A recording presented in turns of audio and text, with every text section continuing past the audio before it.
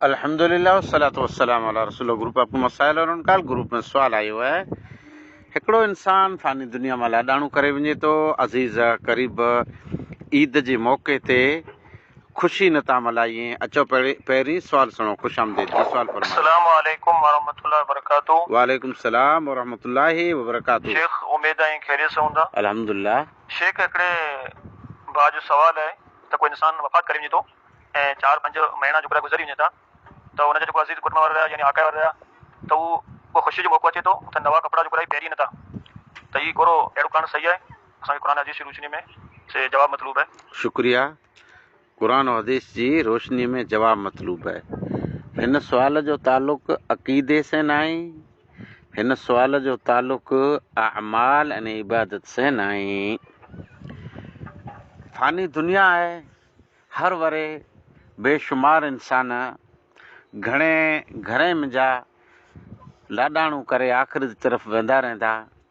हादसे जी हालत में तबई मौत या जीअं अल्लाह चाहे ईअं अज़ीज़े खे ॾुख में छॾे वेंदा रहंदा। अल्लाह ताला उन जो सफ़र आसान करे अने रिश्तेदारनि खे अज़ीज़े खे सब्र जमील नसीब फरमाए।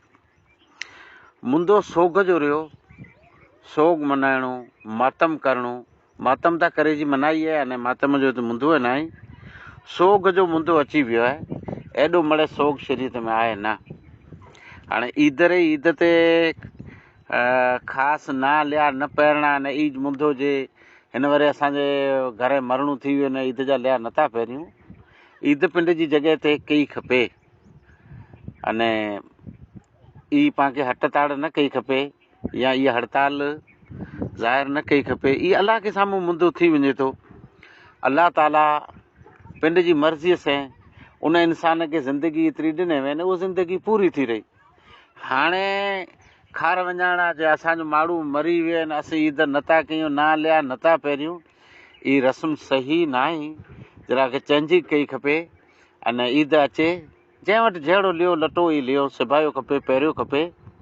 अने पाण ईअं खियूं पियूं पिया, हलूं फिरूं पिया, ॿिए ॾींहं लिया पहिरियूं पिया खासा अने ईद जो न पहिरणा, ई मुनासिब न आहे अने गुनाह बनी सघे थो। कारण के तक़दीर के साम्हूं मुंदो थिए थो। सोग 3 ॾींहं जेकी हो से पाण मनायो। औरत रही 4 महीना 2 ॾींहं मनाईंदी, बाक़ी पोइ एॾो हले नथो। हाणे रहियो मुंदो लह सिबाए जो त हमेशह मुंहिंजो त